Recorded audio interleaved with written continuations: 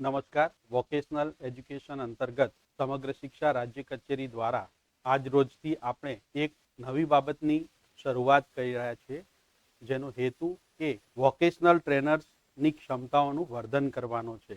રાજ્ય કચેરીને એ બાબત ચોક્કસ અગ્રતાના ધોરણે ધ્યાનમાં છે કે દર વર્ષે જે નવી વોકેશનલ શાળાઓ આવે છે, આ શાળાઓની અંદર આપણે વોકેશનલ ટ્રેનિંગ પ્રોવાઈડર સંસ્થાઓના માધ્યમથી વોકેશનલ ટ્રેનર્સની નિમણૂક કરીએ છીએ. આ ઉપરાંત જિલ્લા કક્ષાએથી માન્ય જિલ્લા શિક્ષણાધિકારી શ્રીના માર્ગદર્શન હેઠળ પણ કેટલાક વોકેશનલ ટ્રેનર નિયુક્તિ પામેલા હશે. તેમજ વિઝિટિંગ તરીકે પણ કેટલીક નવી શાળાઓ જેમ કે પીએમશ્રી અંતર્ગત અને કેટલીક આ વર્ષની મંજૂર થયેલ શાળાઓમાં એજન્સી જ્યાં સુધી ન મૂકે ત્યાં સુધી વોકેશનલ ટ્રેનર્સની નિયુક્તિ થયેલી હશે. રાજ્ય કચેરી અંતર્ગત એવું વિચારવામાં આવ્યું છે અને નક્કી કરવામાં આવ્યું છે કે વોકેશનલ ટ્રેનર્સ શરૂઆતમાં જ્યારે જોડાય છે ત્યારે તેને શિક્ષણ પ્રક્રિયા અંતર્ગત કેટલીક માહિતી તેમજ પોતાનો શિક્ષક તરીકેનો રોલ કેવી રીતે ભજવવો, ઉપરાંત આ શિક્ષક તરીકેનો રોલ જ્યારે ભજવતા હોય ત્યારે તેમના રોલ એન્ડ રિસ્પોન્સિબિલિટી કયા પ્રકારના છે, રાજ્ય કચેરીની, જિલ્લા કચેરીની, શાળા પરિવાર અને વિદ્યાર્થી તેમજ વાલીઓની એમના પ્રત્યેની અપેક્ષાઓ શું છે, તો ખરા અર્થમાં તેઓએ વોકેશનલ ટ્રેનર તરીકેની જે ભૂમિકાઓ ભજવવાની છે એની દર મહિનાના પહેલા અને ત્રીજા શનિવારે અડધોથી પોણો કલાકના સેશન દરમિયાન આપણે રાજ્ય કચેરી દ્વારા વર્ચ્યુઅલી જુદા જુદા ટોપિક લઈ અને માર્ગદર્શન આપવાનો એક પ્રયાસ કરવામાં આવશે. આ તબક્કે હું doctor Hitendra Joshi, OIC ARNV, આપ સર્વ વોકેશનલ ટ્રેનર ભાઈઓ અને બહેનોને આવકારું છું. આપણા માનનીય state project director doctor Ratan Kanwar મેડમની પ્રેરણાથી વોકેશનલ ટ્રેનરની ક્ષમતાઓનું સતત વર્ધન થાય એ ખૂબ જ જરૂરી છે. એ માટે અહીંયાથી આપણે પેસી ભોપાલ દ્વારા અને જિલ્લા કચેરી દ્વારા આપને રૂબરૂ તાલીમ અને ક્ષમતાઓનું વર્ધન તો કરવામાં આવે છે, પરંતુ એડિશન ટુ ધેટ રાજ્ય કચેરીના વિદ્યા સમીક્ષા કેન્દ્રની ડિજિટલ અને મીડિયા ટીમના સહયોગથી આપણે દર મહિનાના પ્રથમ અને ત્રીજા શનિવારે નવા વિષયો કે જે આપની મૂંઝવણોનો ઉકેલ લાવશે એવા વિષયો સાથે આપણે મળતા રહીશું. આજે આપણે જે પ્રથમ એપિસોડ છે એની અંદર ખાસ કરીને વોકેશનલ ટ્રેનિંગ અંતર્ગત હવે પછી એટલે કે ટૂંક જ સમયની અંદર જ્યારે એક શૈક્ષણિક સત્ર પૂરું થવા જશે તે પહેલાં આપણે જે નવા ટ્રેનર્સ જોડાયેલા છે તેમને કેટલીક બાબતોની મૂંઝવણ હશે, તો એને લગતી કેટલીક પાયાગત બાબતોની આજે આપણે ચર્ચા કરીશું. આજનો આપણો ટોપિક આપણે રાખ્યો છે એસેસમેન્ટ એન્ડ ઇવેલ્યુએશન, જેની અંદર આપણે માત્ર પ્રારંભિક પરિચય મેળવીશું. તો વોકેશનલ ટ્રેનર મિત્રો, આપને જ્યારે આપ જોડાયા હશો ત્યારે આપને ખબર હશે કે શિક્ષણની જે પ્રણાલી છે એની અંદર આપણે જ્યારે પણ એકમ પૂર્ણ થતો હોય છે, એકમ એટલે એક યુનિટ, દાખલા તરીકે કોઈ વોકેશનલ ટ્રેનર છે ઇલેક્ટ્રોનિક્સ અને હાર્ડવેરના ટ્રેનર છે અને ધોરણ 9નો કોઈ એકમ ભણાવ્યો છે અને આ સપ્ટેમ્બર માસની 15 તારીખ સુધીમાં એણે પૂર્ણ કર્યો છે, તો વિદ્યાર્થીને જે શીખવ્યું છે એ શીખવેલી બાબતો છે એ ખરેખર વિદ્યાર્થી કેટલા અંશે ગ્રહણ કરી શક્યો છે. વોકેશનલ એ સ્કિલનો વિષય છે એટલે એની અંદર આપણે બે પાસાઓનો સમાવેશ કરીએ છીએ, થિયરી અને પ્રેક્ટિકલ. તો અહીંયા હું ખાસ કરીને આપ વોકેશનલ ટ્રેનર મિત્રોને એ કહેવા માંગુ છું કે જે ખાસ કરીને નવા જોડાયેલા છે, એ નવા ટ્રેનર માટે ખાસ કરીને 9મા અને 11મા ધોરણમાં આપણે એકમ મૂલ્યાંકન બીજા પ્રેક્ટિકલ વિષયો આપની શાળામાં હશે, જેમ કે પશુપાલન છે, કમ્પ્યુટર છે, આ સિવાય પીટી છે, અન્ય એવા પ્રેક્ટિકલ વિષયો હશે. એના પ્રશ્નપત્રો બીજા જે શિક્ષકો કાઢતા હોય છે એ જ રીતે આપણે મૂલ્યાંકન કરવાનું થાય છે. એટલે કે ધોરણ 9ની અંદર આપણું પ્રથમ સત્રનું જ્યારે મૂલ્યાંકન થાય ત્યારે આપણે ઇન્ટરનલ એસેસમેન્ટ કરવાનું થાય છે. એટલે એ જ પ્રશ્નપત્રો આપે જ તૈયાર કરવાના થાય છે, જેમ આપની શાળાના વિજ્ઞાન ટીચર વિજ્ઞાનના પ્રશ્નપત્રો કરે છે, કમ્પ્યુટર ટીચર હોય કમ્પ્યુટરના પ્રશ્નપત્રો તૈયાર કરે છે. એની અંદર કેટલું વેઇટેજ આપે શું આપવું, તો એની બ્લુ પ્રિન્ટ આપણે અહીંયાથી આપને મોકલી આપવામાં આવેલ છે, એનો અભ્યાસ કરશો. અહીંયા આપને નમૂના રૂપ અમે એક બ્લુપ્રિન્ટ બતાવવાનો પ્રયાસ કરીશું. તો આપણે 9મા અને 11મા ધોરણની અંદર ઇન્ટરનલ એસેસમેન્ટ થતું હોય છે. તો અહીંયા ખાસ કરીને આપણે દરેક એકમની અંતે આપણા જે પુસ્તકો છે એની અંદર સ્વાધ્યાય આપવામાં આવેલું છે. કેટલાક એવા પુસ્તકો હશે કે કદાચ એમાં સ્વાધ્યાય ન આપ્યું હોય, તો વિદ્યાર્થીઓનો જ્યારે પણ એકમ પૂર્ણ થાય છે તરત જ, દાખલા તરીકે આપણે બીજા ટ્રેડની વાત કરીએ કે ઓટોમોટિવ ટ્રેડ, તો ઓટોમોટિવ ટ્રેડમાં ધોરણ 9ની અંદર જે વિદ્યાર્થીઓ છે એમને કોઈ એકમ છે કે ભાઈ બ્રેક સિસ્ટમ કેવી રીતે કામ કરે છે, તો એ બ્રેક સિસ્ટમ છે એટલે કે બ્રેકિંગ સિસ્ટમ છે એ કેવી રીતે કામ કરે છે, તો એ એકમ ચલાવ્યા પછી વિદ્યાર્થીઓને સૈદ્ધાંતિક મૂલ્યાંકન કરવું પડે અને સાથે સાથે એમનું પ્રેક્ટિકલ જ્ઞાન પણ ચકાસવું પડે. પરંતુ આપણે જ્યારે મૂલ્યાંકન કરતા હોઈએ છીએ ત્યારે આપણે જ્યારે પ્રશ્નો બનાવતા હોઈએ છીએ, પ્રશ્નપત્રો, તો અન્ય પ્રેક્ટિકલ વિષયો મેં જેમ અગાઉ કહ્યું તેમ કમ્પ્યુટર છે, પશુપાલન છે, ડેરી છે, કૃષિ છે, આઈટીના અન્ય ટોપિક છે, જે ટેકનિકલ સ્કૂલો હશે, બુનિયાદી શાળાઓ હશે, ઉત્તર બુનિયાદી શાળાઓ હશે, એમાં પણ આ વિષય છે. તો ખાસ કરીને એ જ વિષયની સાથે એની જે બ્લુપ્રિન્ટ છે એના શિક્ષકોએ અગાઉના પ્રશ્નો બનાવ્યા હશે, અથવા આપ જે શાળામાં અભ્યાસ કરો છો એમાં અગાઉના વોકેશનલ ટ્રેનરે કોઈ બીજા ટ્રેડના જે પ્રશ્નપત્રો બનાવ્યા હશે એના અભ્યાસ કરી અને આપે એ રીતે યુનિટનું મૂલ્યાંકન કરવાનું છે. પહેલું કે જે એકમ પતે છે એનું મૂલ્યાંકન કરવાનું છે, એ પેપરોના વિદ્યાર્થીઓને સ્કોર જણાવવાના છે, અને એમાં જે વિદ્યાર્થીઓને થિયરી અથવા પ્રેક્ટિકલમાં મૂંઝવણ હોય તો ફરી એનું રીલર્નિંગની એને તક આપવાની છે. બીજો મુદ્દો આવે છે કે આપણે આપણું એક સત્ર હમણાં જ એટલે કે નવરાત્રિનો સમય આવશે એ પહેલા આપણી એક સત્રાંત પરીક્ષા થશે. તો એ સત્રાંત પરીક્ષાની અંદર આપણે 50 માર્ક્સની આપણે મૂલ્યાંકન લેતા હોઈએ છીએ. તો આ પ્રશ્નપત્ર બનાવતી વખતે આપણે એમાં વિદ્યાર્થીઓને જ્ઞાન, સમજ, ઉપયોગ અને કૌશલ્ય, આ 4 આપણા હેતુઓ છે. તો એની આપણે કેવી રીતે સમજ આપીશું એનો આપણે અભ્યાસ કરીએ. અહીંયા એક બ્લુપ્રિન્ટ બતાવવાનો પ્રયાસ કરું છું. અહીંયા અમે એક નમૂના રૂપ આપને બ્લુપ્રિન્ટ બતાવવાનો પ્રયાસ કર્યો છે કે આ બ્લુપ્રિન્ટના માધ્યમથી આપ માની લો કે મારે થિયરીનું એક 30 માર્ક્સનું પ્રશ્નપત્ર તૈયાર કરવું છે, તો એ કેવી રીતે તૈયાર થશે? તો અહીંયા આપણે જોઈએ કે માની લો કે 30 માર્ક્સનું પેપર છે પ્રશ્નપત્ર, તો અહીંયા ગુણભાર આપે લખવાનો છે. અહીંયા ધારો કે માધ્યમિક બોર્ડ છે તો અહીંયા આપણે શાળાનું નામ લખી દઈશું. ધોરણ 9 હોય તો 9, 10 હોય તો 10, 11 હોય તો 11, 12 હોય તો 12. ટ્રેડનું નામ લખવાનું છે. અહીંયા સત્રાંત પરીક્ષા આવશે, અહીંયા વાર્ષિક પરીક્ષા છે એની જગ્યાએ આપણે સત્રાંત પરીક્ષા આવશે. કેટલો સમય આપણે આપવા માંગીએ છીએ વિદ્યાર્થીઓને એ આપણે સ્પષ્ટ કરવું પડે બીજા પ્રશ્નપત્રોની સાથે. એની અંદર જે સૂચના આપી છે એને લગતી નોંધ હોય છે, તો એ નોંધ પણ અહીંયા આપણે બતાવીશું. ત્યારબાદ આવે છે હેતુઓ પ્રમાણે ગુણભાર. તો સામાન્ય રીતે આપણે જ્યારે આ પ્રશ્નપત્ર તૈયાર કરવાનું થાય છે ત્યારે આપણે સામાન્ય રીતે શિક્ષણના જે મૂળભૂત ઉદ્દેશો છે, આ મૂળભૂત ઉદ્દેશો ગણિત હોય, વિજ્ઞાન અને ટેકનોલોજી હોય કે સામાજિક વિજ્ઞાન હોય કે ભાષા, આ હેતુઓ દરેક માટે કોમન હોય છે. એ જ રીતે વોકેશનલ માટે પણ આ હેતુઓ કોમન છે. તો આપણે જોઈએ કે આ હેતુઓ કયા કયા છે. તો જ્ઞાન પહેલો હેતુ છે, બીજો હેતુ છે સમજ, ત્રીજો હેતુ છે ઉપયોજન એટલે કે ઉપયોગ, અને ચોથો છે જે અંતિમ આપણો હેતુ છે વોકેશનલનો, એને ખૂબ વધારે સારી રીતે ભાર આપે છે કૌશલ્ય. એનો અર્થ એવો થયો કે આપણે આ 4 હેતુઓ પ્રમાણે ગુણભાર નક્કી કરવાના છે. દાખલા તરીકે ઉદાહરણ રૂપે અમે અહીંયા ગુણભાર આપ્યા છે કે જ્ઞાન. આપણો જે કૌશલ્યનો વિષય છે એમાં આપણે એવા પ્રયાસો કરવાના છે કે એનું સરળતા મૂલ્ય અને કઠિનતા મૂલ્ય આ બંને વચ્ચે ભેદપરક થાય. આપણે એવું નક્કી કરી શકીએ કે કયા વિદ્યાર્થીને જ્ઞાન સુધી વધારે સારી સમજ પડી છે, કેટલાક વિદ્યાર્થીઓ સમજ સુધી પહોંચી શક્યા છે, કેટલાક વિદ્યાર્થીઓ ઉપયોગના મુદ્દા સુધી પહોંચી શક્યા છે, અને એક વર્ગના દાખલા તરીકે 30 વિદ્યાર્થીઓ છે તો કેટલા વિદ્યાર્થીઓ કૌશલ્યના મુદ્દામાં 50% વધુ અથવા 60% વધુ શીખી શક્યા છે, એવું આપણે જાણવું છે. આનો હેતુ વિદ્યાર્થીઓની અંદર ડિસ્ક્રિમિનેશન કરવાનો નહીં, પરંતુ વિદ્યાર્થીઓને સારી રીતે પ્રોત્સાહિત કરી અને એમના લર્નિંગમાં સુધારો કરવાનો છે.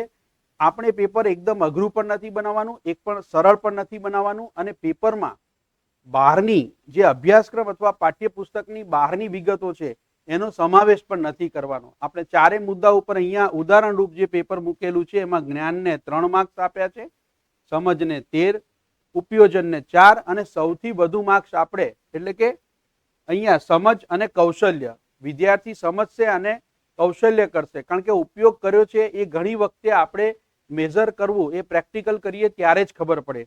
આ પેપર છે થિયરીનું પરીક્ષાનું પેપર છે આપણે, તો એ રીતે આપણે જોઈએ કે ટોટલ 30 ગુણ થાય છે. ઘણી વખતે જ્યારે મારા વોકેશનલ ટ્રેનર ભાઈઓ અને બહેનો આવું પેપર તૈયાર કરતા હોય ત્યારે ટોટલ ગુણ 30 થાય છે કે નહીં એ પણ ચકાસી લેવા. ઘણીવાર એવું પણ ધ્યાનમાં આવેલું છે કે આપણે 30 માર્ક્સનું બતાવ્યું હોય પણ જ્ઞાન, સમજ, ઉપયોગ અને કૌશલ્યના માર્ક્સનો સરવાળો કરીએ તો એમાં 30 ન થતું હોય. એ રીતે માની લો કે 50નું બનાવો છો તો 50 સરવાળો થાય એ પણ આપણે ચકાસી લેવાનું છે. ત્યાર પછી આપણે એની ટકાવારી પણ બતાવવી જોઈએ કે ભાઈ જ્ઞાનને તમે કેટલા ટકા વેટેજ આપ્યું છે, સમજને કેટલા ટકા વેટેજ આપ્યું છે, ઉપયોગ અને કૌશલ્ય. ઓવરઓલ ટકાવારી છે 100% થાય એ પણ આપણે આ ટેબલ ઉપરથી જોઈ શકીએ છીએ. તો એ પણ આપ ચકાસી લેશો. મને લાગે છે કે આ મુદ્દો આપને ક્લિયર થઈ ગયો હશે. અહીંયા માત્ર નમૂનારૂપ એક આપણે ઉદાહરણરૂપ પ્રશ્નપત્રનું જે બ્લુપ્રિન્ટનો અથવા એના ગુણાંકન ભારની આપણે પ્રક્રિયા સમજી રહ્યા છીએ. આપણી શાળામાં 50 માર્ક્સનું કરવાનું થાય તો એ રીતે આપે એને વેચવાનું થશે. આગળ આપણે જોઈએ છીએ કે પ્રશ્નના પ્રકાર અને ગુણભાર. તો સામાન્ય રીતે આપે કોઈ પણ વિષયના પ્રશ્નપત્રો જોશો, એ ગણિતનું હોય, વિજ્ઞાન ટેકનોલોજીનું હોય અથવા આપણા શાળાની અંદર અન્ય કોઈ ટ્રેડ ચાલતો હોય, જેમ કે ટુરિઝમ, હોસ્પિટાલિટી છે, બ્યુટી વેલનેસ છે, એપરલ છે, હેલ્થ કેર છે, આવું કોઈ પણ ટ્રેડ, તો એના જૂના પ્રશ્નપત્રો જોશો તો પણ આપણને ખબર પડશે. આ પ્રશ્નપત્ર છે એ બનાવતી વખતે પ્રશ્નના પ્રકાર પ્રમાણે ગુણભાર એ નક્કી કરતા પહેલા મારે આપને જણાવવું છે કે આપે વિદ્યાર્થીઓને જણાવી દેવું પડશે કે પ્રથમ એટલે કે સત્રાંત જે મૂલ્યાંકન થશે થિયરીનું, લેખન પરીક્ષાનું, એની અંદર આપણે કેટલા ચેપ્ટર આવરી લેવાના છે અથવા કેટલા યુનિટ અથવા કેટલા પ્રકરણ એ આપે વિદ્યાર્થીઓને પહેલાથી જણાવી દેવાનું છે. આ જણાવી દીધા બાદ આપણે એમને સંભવિત રીતે પ્રશ્ન બેંક જેવું પણ મહાવરો કરાવવાનો છે કે આવા પ્રશ્નો હોઈ શકે. દાખલા તરીકે MCQ ટાઈપના પ્રશ્નો છે તો કયા હોઈ શકે આ એકમમાંથી. જ્યારે આપ એકમ ભણાવતા હો છો ત્યારે એ જ દરમિયાન આપણે એ વિદ્યાર્થીઓને સમજ આપવાની છે. દાખલા તરીકે હેલ્થ કેરનો ટોપિક છે, એમાં બ્લડ પ્રેશરનું માપન કરવું છે તો વિદ્યાર્થીઓને આપણે પ્રશ્ન પૂછવો છે કે ભાઈ સિસ્ટોલિક અને ડાયસ્ટોલિક જે ટેમ્પરેચર છે એ કેટલા લેવલનું હોય છે અથવા એનું જે માપક્રમ છે એ કેટલા લેવલનું હોય છે, બરોબર છે. ફેરેનહીટ અને સેલ્સિયસની અંદર તમારે ગણતરી કરવી હોય તો એનું, તો એ જ રીતે આપે એ પ્રશ્નોની ચર્ચા અને પ્રશ્ન બેંક પણ વિદ્યાર્થીઓ સાથે જ્યારે વર્ગ કાર્ય કરાવતા હોય ત્યારે કરવાની રહેશે. હવે આપણે આપણા મુદ્દા ઉપર આવીએ છીએ કે આપે વિદ્યાર્થીઓને કહી દીધું છે કે આટલા યુનિટ છે, આટલી બાબતો છે, એનું આપણે મૂલ્યાંકન કરવાનું થાય છે. તો અહીંયા પ્રશ્નોના પ્રકાર રીતે આપણે સ્પષ્ટ રીતે આપણી પાસે તૈયાર હોવું જોઈએ કે આપ જે પ્રશ્નો પૂછવા માંગો છો એની અંદર અતિ ટૂંકા એટલે કે ખૂબ જ ટૂંકા, જેનો એક શબ્દમાં હોય અથવા મલ્ટિપલ ચોઇસ ક્વેશ્ચનથી વિદ્યાર્થીએ ABCDEF માંથી જવાબ આપવાનો હોય. મિત્રો, આપણે આ એટલા માટે કરીએ છીએ કે આગામી વિદ્યાર્થી જ્યારે પોતાની ભાવિ કારકિર્દી કરવા જશે ત્યારે પણ એને એ પરીક્ષાની પેટર્નની ખબર રહે. એ પ્રશ્નપત્ર છે એ સ્વયં સ્પષ્ટ હોય, એનો પ્રશ્ન છે એ સ્વયં સ્પષ્ટ હોય, એના જવાબના વિકલ્પો અથવા જે જવાબ આપવાના છે એ પણ સ્વયં સ્પષ્ટ હોય. તો આપણે પ્રશ્નના ગુણભાર પ્રમાણે પ્રકારોની વાત કરીશું. અતિ ટૂંકા પ્રશ્નો, વેરી શોર્ટ જે પ્રશ્નો છે એની ચર્ચા કરીશું. ટૂંકા જવાબી વાળા પ્રશ્નો તો શોર્ટ ક્વેશ્ચન વાળા કે જેની અંદર આન્સર હોય. લાંબા પ્રશ્નો, બરોબર છે. આ 3 ભાગમાં આપણે વેચી શકીએ છીએ. સામાન્ય રીતે આપણે જોતા હોય તો કેટલાકમાં ABC હોય એની સાથે D, E અને F પણ વિભાગ આવતા હોય છે. તો એમાં તમે તમારી સૂઝ મુજબ એને બનાવી શકો છો. તો અહીંયા અમે જે 30 માર્ક્સનું પ્રશ્નપત્ર બનાવવાનો એક નમૂનારૂપ પ્રયાસ કર્યો છે, એમાં પ્રશ્નોની સંખ્યા બહુ અગત્યની બાબત છે કે તમે વેરી શોર્ટ જવાબી પ્રશ્નો એ કેટલા મૂકશો. તો કે અહીંયા અમે 7 મૂક્યા છે. દરેકનો ગુણભાર 1 છે, માટે 7નો ગુણભાર થશે. એવું આપણે સ્પષ્ટ આપણે ક્લિયર હોવા જોઈએ જ્યારે આપણે એસેસમેન્ટનું પ્રશ્નપત્ર બનાવતા હોઈએ ત્યારે. બીજો છે કે ટૂંક જવાબી પ્રશ્નો એટલે કે શોર્ટ ક્વેશ્ચન વિથ આન્સર. એની અંદર પણ આપણે અહીંયા 7 મૂક્યા છે એટલે કે પ્રશ્નોની સંખ્યા 7 રહેશે. અહીંયા કુલ ગુણભાર 14 બતાવ્યો છે એટલે આપને ખબર પડી જશે કે દરેક પ્રશ્નને આપણે 2 ગુણભાર આપેલો છે, પરિણામે 7 દુ 14 એટલે ટોટલ ગુણભાર એ 14નો થાય છે. ત્રીજી રીતે આપણે જોઈએ તો લાંબા જે પ્રશ્નો છે કે જેના જવાબો વિદ્યાર્થીઓએ પોતાની જ્ઞાન, સમજ અને ઉપયોગથી એ બતાવવાનું થાય. તો સમજને આપણે 13 માર્ક્સ આપ્યા છે મિત્રો, આપે જોયું હશે ઉપરના ટેબલમાં. તો વિદ્યાર્થી સમજ્યો હશે તો વર્ણનાત્મક રીતે લખી શકશે. અહીંયા આપે જ્યારે આ પ્રશ્નપત્ર બનાવતા હોય ત્યારે ટૂંકા પ્રશ્નોની સાથે લાંબા પ્રશ્નો પૂછો છો તો એમાં અપેક્ષિત કેટલા શબ્દોમાં વિદ્યાર્થી જવાબ આપે એ પણ જરૂરી છે. તો અહીંયા દરેક પ્રશ્નને 3 માર્ક્સ છે, એટલે કે 3 ગુણનો ભારાંક આપેલો છે અને ટોટલ 3 પ્રશ્નો વિદ્યાર્થીએ એટેન્ડ કરવાના, જેથી 9 એટલે કે 3 તરી 9 નો ભારાંક અહીંયા આપેલો છે. ટોટલ આપ જોઈ શકો છો કે પ્રશ્નોની સંખ્યા 17 થાય છે અને ગુણાંકનની સંખ્યા થાય છે 30. તો આપ જ્યારે આવું પ્રશ્નપત્ર તૈયાર કરતા હોય ત્યારે પ્રશ્નોના પ્રકાર પ્રમાણે એનું વર્ગીકરણ કરી શકો છો. હવે જે આપણે આગળના મુદ્દા ઉપર જઈ રહ્યા છીએ કે પ્રકરણ પ્રમાણે ગુણભાર, જે મેં અગાઉ વાત કરી કે દાખલા તરીકે મારા કોઈ એક એવા ટ્રેનર છે કે જે સિવિલ એટલે કે કન્સ્ટ્રક્શન અથવા પાવર સેક્ટરના ટ્રેનર છે અને અથવા ફૂડ ના લગતા ટ્રેડ એમની શાળામાં ચાલે છે, તો એના જેટલા પણ પ્રકરણ છે તેને લગતા એને અહીંયા પ્રકરણોનું લિસ્ટ બનાવવાનું છે. દાખલા તરીકે રિટેલનું કોઈ સેક્ટર છે કે ગ્રાહકલક્ષી સેવા, સંસ્થાના આઈપીઆર અને ગ્રાહક, આરોગ્ય અને સ્વચ્છતા, એફએડબલ્યુ સેવાઓ અને હોટલ સંચાલન, ટુરિઝમને લગતું હોય તો અહીંયા આપણે એવા એકમો નક્કી કરવાના છે. કેટલા એકમ, દરેક એકમને તમે કેટલો ગુણભાર આપવા માંગો છો. અહીંયા 30 માર્ક્સનું આપણે ઉદાહરણ રૂપે બનાવ્યું છે, તમે 50 માર્ક્સનું બનાવો, 100 માર્ક્સનું બનાવો, તો એ રીતે આપણે એનો ગુણભાર પણ નક્કી કરવાનો થાય છે. તો ચેપ્ટર પ્રમાણે પણ આપણે એનાલિસિસ કરવાનું છે.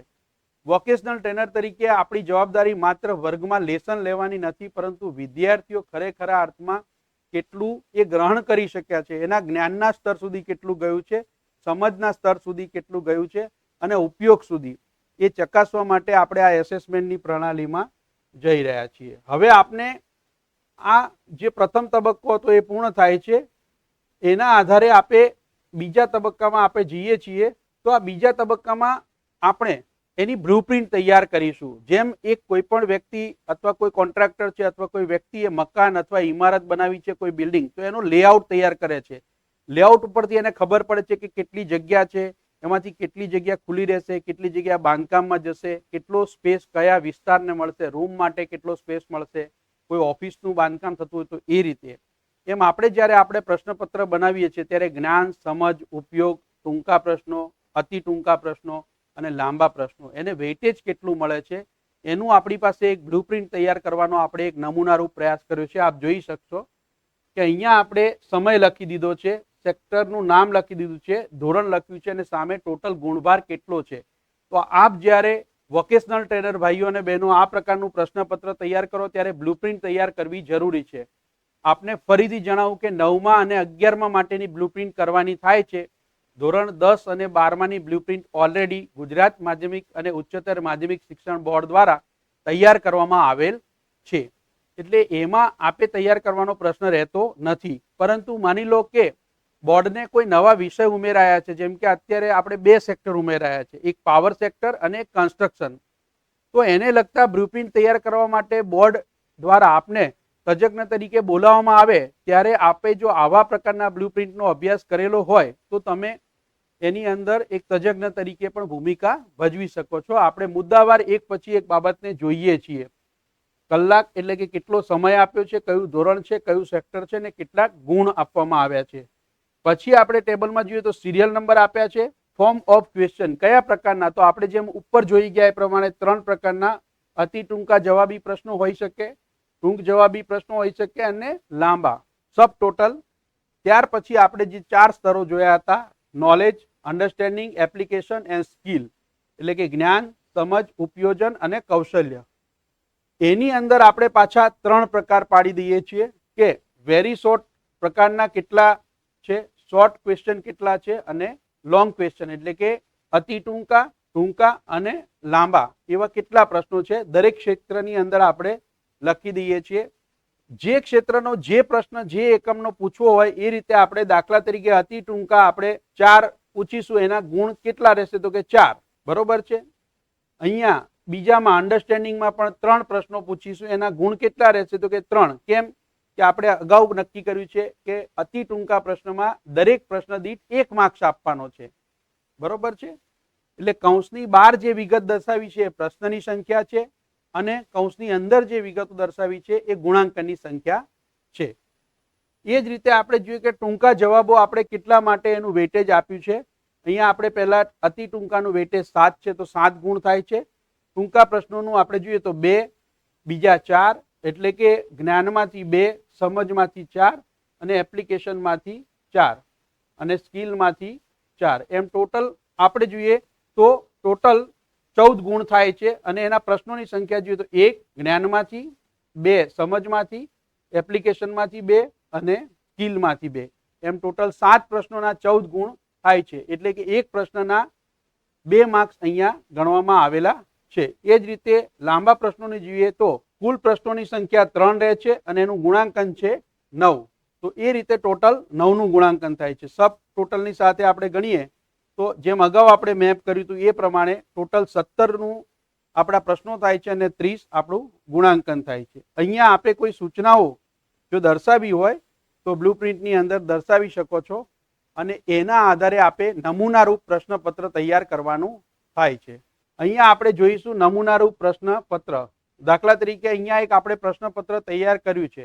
આપણે ક્ષેત્ર નક્કી કરી લીધા, એના વિધાનો નક્કી કરી લીધા, પ્રશ્નના પ્રકાર નક્કી કરી દીધા છે, બ્લુપ્રિન્ટ તૈયાર કરી દીધી છે. હવે જે આપનું અગત્યનું કામ આવે છે એ પ્રશ્નપત્ર તૈયાર કરવું. તો પ્રશ્નપત્ર તૈયાર કરતી વખતે આપણે ધોરણનું નામ લખીશું. ધારો કે 9માનું છે, 11માનું છે તો એ ધોરણ, કયો ટ્રેડ છે એ લખીશું અને વોકેશનલ એજ્યુકેશન. જો એની અંદર માધ્યમ હોય તો આપણે માધ્યમ પણ દર્શાવી શકીએ, ગુજરાતી, હિન્દી, ઇંગ્લિશ જે પણ માધ્યમ હોય. સમય કેટલો છે, કેટલાક ગુણ છે એ બતાવવાનું રહેશે. કેટલીક સૂચનાઓ જે આપને વિદ્યાર્થીઓને આપી હોય એ સૂચનાઓ અહીંયા આપે દર્શાવી શકો છો. ત્યાર પછી પ્રથમ પ્રશ્નમાં આપણે 7 પ્રશ્નો છે, એના 7 ગુણ છે. તો દરેક પ્રશ્નની અંદર આપણે જે સૂચના આપી છે અહીંયા, દાખલા તરીકે નીચે આપેલા વિકલ્પોમાંથી સાચો વિકલ્પ પસંદ કરી ઉત્તર આપો. બરોબર, વિકલ્પ આપ્યા છે એનો અર્થ એ આપણી સૂચના સ્પષ્ટ છે કે વિકલ્પ આપેલા છે એમાંથી તમારે સાચા વિકલ્પને ટીક કરવાનો છે અથવા એનો જવાબ લખવાનો છે. અહીંયા ગ્રાહક સેવા એ પ્રવાસન ઉદ્યોગની ખાલી જગ્યા છે. તો વિદ્યાર્થીને ABCD 4 વિકલ્પો આપ્યા છે, એમાંથી વિદ્યાર્થીએ પસંદ કરવાના છે. પરંતુ આ જવાબો જ્યારે આપ નક્કી કરતા હોય ત્યારે ખાસ કરીને આપે ચોકસાઈ રાખવાની રહેશે કે ખરેખર એવો કોઈ વિકલ્પ ન જાય કે જે જવાબ સાથે મેચ ન થતો હોય.